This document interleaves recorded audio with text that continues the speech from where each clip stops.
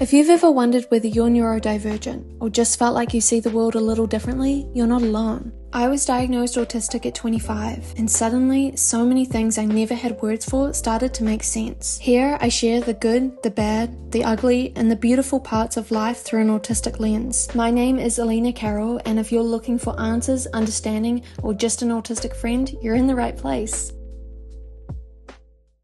So today I am going to be talking about a topic I feel is often not talked about in autism spaces, and that is hyper and hypo sexuality in autism.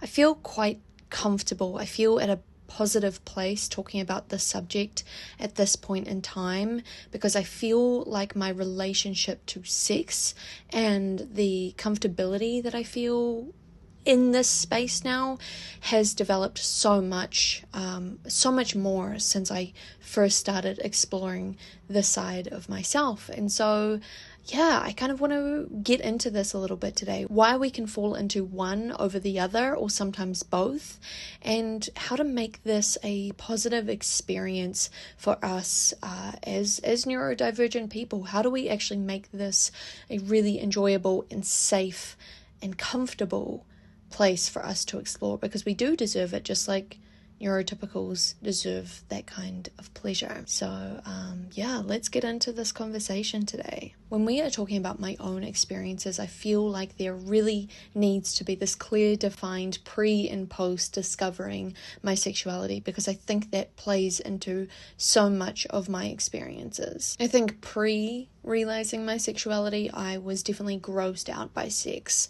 I think that it was a complete performance most of the time. I don't think that I understood who I was in any other area of my life. Every other area of my life was masked, although I didn't know that because I wasn't diagnosed with autism at this point. Everything felt like I had to not actually be in my body. I couldn't have my own desires. I couldn't have my own choices. I couldn't have my own opinions.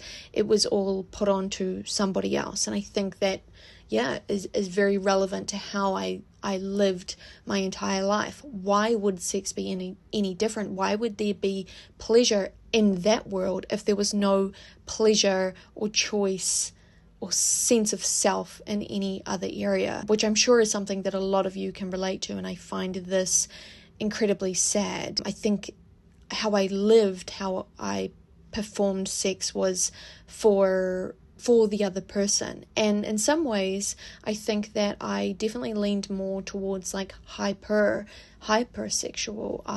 Once I kind of got it out of the way, it was always something that I kind of feared. I feared the pain. I feared that it could be quite a painful thing. So once I realized, okay, I've got the pain out of the way and it's not painful anymore, I then just started freely giving those experiences to different men just because I might have had a good night with them or, just connected with them on some small degree. There was no reason for me to, in my mind, not give it up. And so there was definitely a few people, and maybe a lot of people, who I really wish that I didn't do those things. It was never something that I did for my own pleasure. Obviously, I'm not going to go into too explicit terms here, but I don't think that it was something that I believed was for me as well. As you can imagine, it's just completely serving the other person in some ways, as icky as that sounds. And it's so interesting as well because when I was a child, I don't know if you guys remember the show Girls of the Playboy Mansion. No, Girls Next Door. Girls of the Playboy Mansion. I don't know what it was called. But I was always really fascinated by the world of Playboy. It was something that I loved seeing their world, their glamour, their fame. And it fascinated me in the sense that like this creepy old man had this control power over these girls. So it was really wild to learn years later.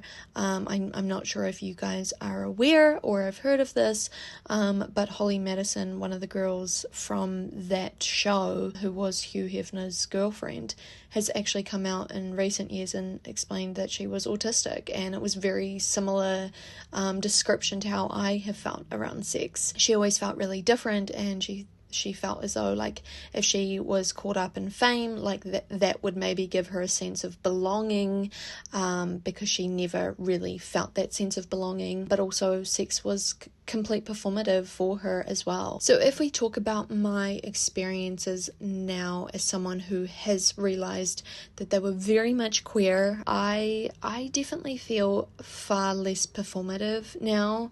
I was 28 when I realized, oh, this is an option for my life. I don't actually have to be intimate with men. I feel far safer, far more physically safer, far more emotionally and mentally safer with women. And so I think that has allowed me to be far less performative.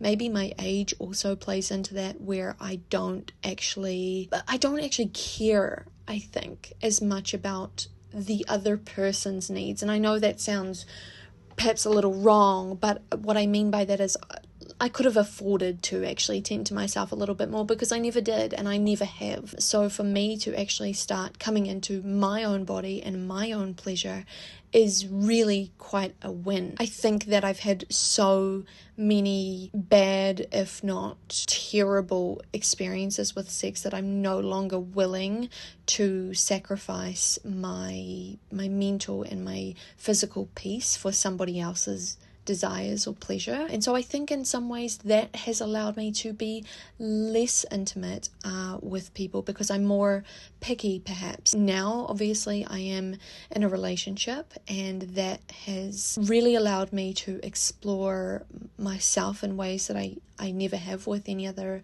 partner before. So let's actually jump into what does hyper and hyposexuality mean. We're more so talking in general terms, not really clinical terms here, but basically hypersexuality is almost a preoccupation with sex. You are always kind of focused on the idea of sex. There might be a heavy increase, intense desire for sex, and it might even become one of your special interests, specifically watching content that does revolve around it. It might be hard for you to not think about that. Maybe your self-esteem is tied into that. Maybe, as I said, it's your special interest. Maybe it's a way that you found that you can relate to people, or maybe it's actually a really great way. I've heard a lot of people talk about this, where it does allow your brain to stop. A lot of us have sensory overload, which can, make us not want to have sex. But I think at the same time, it can allow us to get out of our heads and get into our bodies a lot more, and it can feel really, really soothing in some ways. On the opposite side, we have hyposexuality, which is basically a decrease of sexual desire. It's not something that you feel that you need in order to be fulfilled.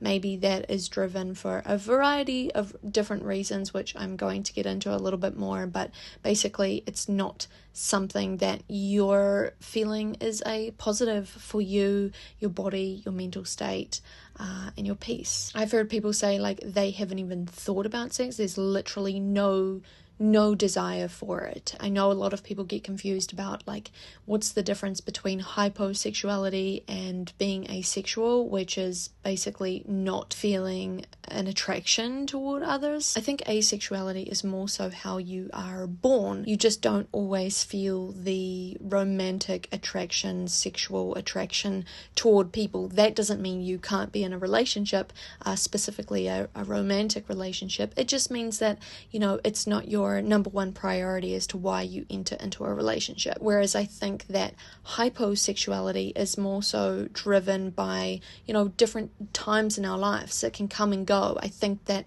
that's what I'm trying to reiterate here is between the two, hyper and hyposexuality, it is a spectrum, and we can fluctuate depending on the different environments, the different people, the different headspaces that we're in. And so you can kind of, be both at the same time at different times in your life. I also want to say, although I believe that it goes without saying, but just in case you aren't aware, both are okay to be.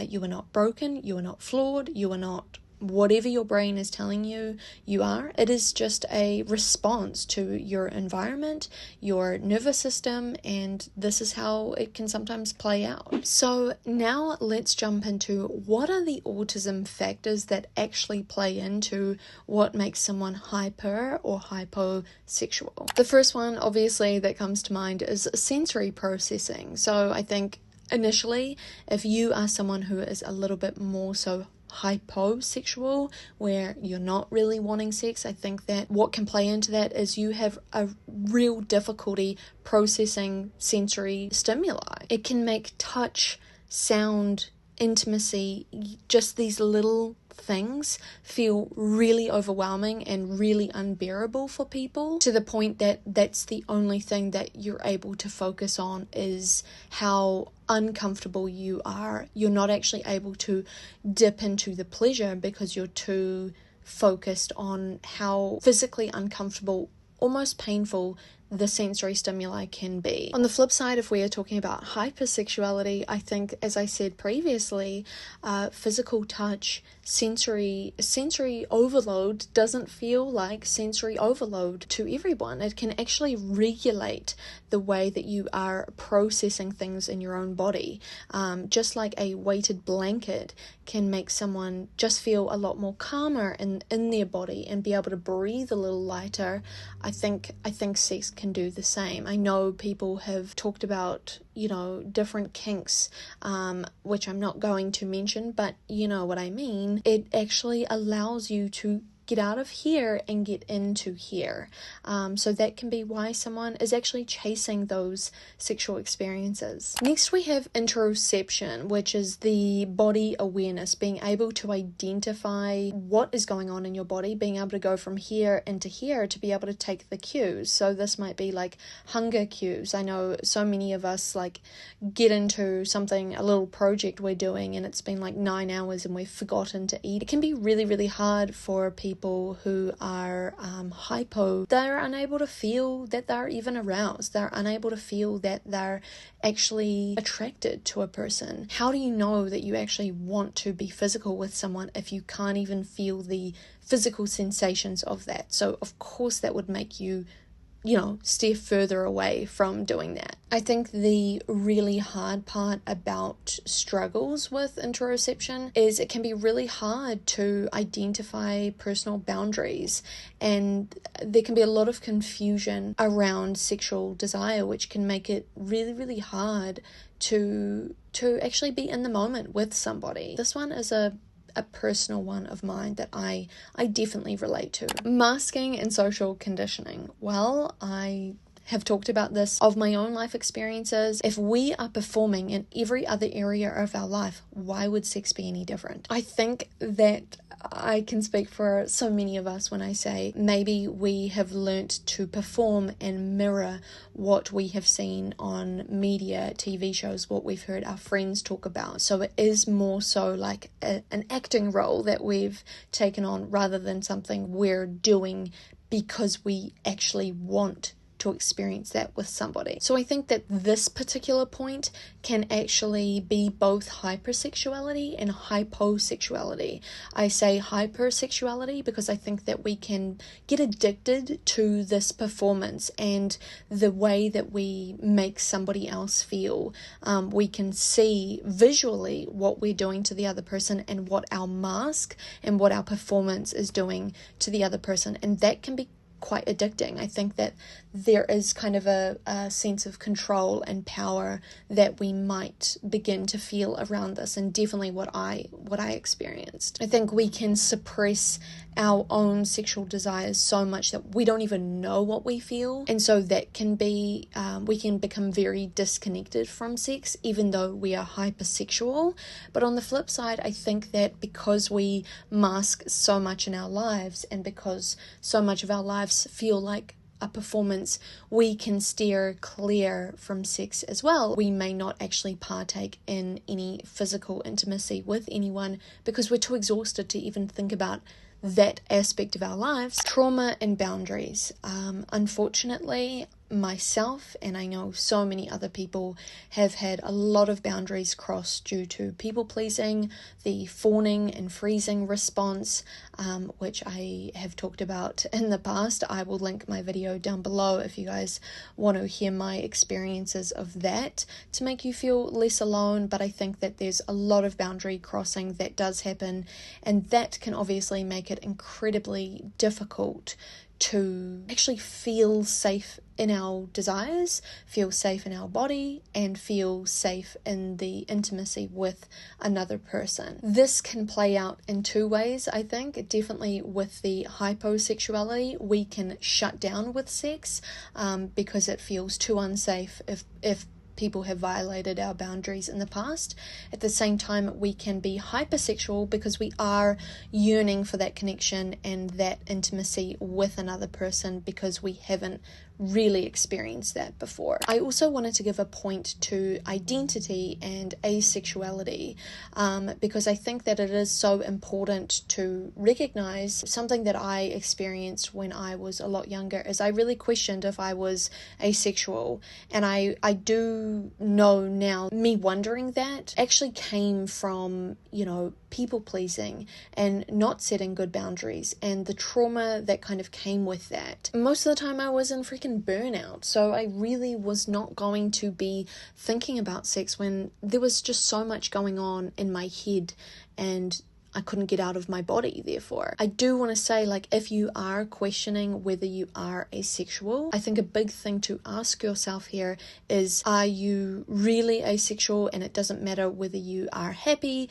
sad, stressed out, you always feel the same, or has it actually been brought on through other variables like trauma, like sensory overload, like burnout? It is important to distinguish the difference here. Ultimately, what made my experiences of sex a hell of a lot better was just not letting people walk all over me and actually prioritizing my own peace. And I think that you do have to go on your own journey here with this. You have to get to a point of exhaustion for you to stand up and say, no, I don't want you doing that anymore. I don't want to be the one to feel this all the time. Of course, I want to emphasize that there is no right or wrong way to be sexual, to have a sexuality. I think that the main things here are comfort, consent, and safety, as well as authenticity, because I am talking to neurodivergent people. It is so important to know who you are,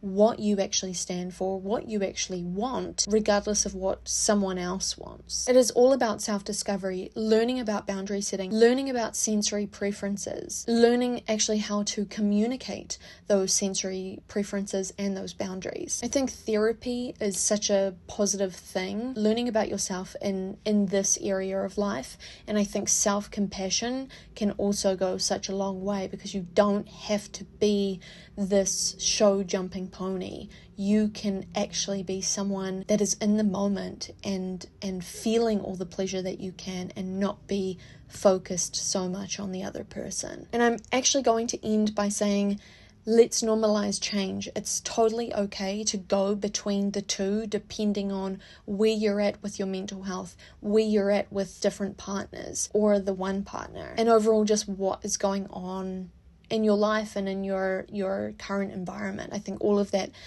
plays into it. So just be kind to yourself. You are on your journey, it's self-exploration journey. If you were diagnosed later in life, you've had a lot of other bigger things to think about, I am sure. So I'm going to leave you with that, you guys. Thank you so much for watching this video. I appreciate it so much. If you would like to hear more of my content or see more of what I've got to say, I always link my social medias down below. Thank you so much for joining me for these moments, and I'll talk to you very soon. Bye.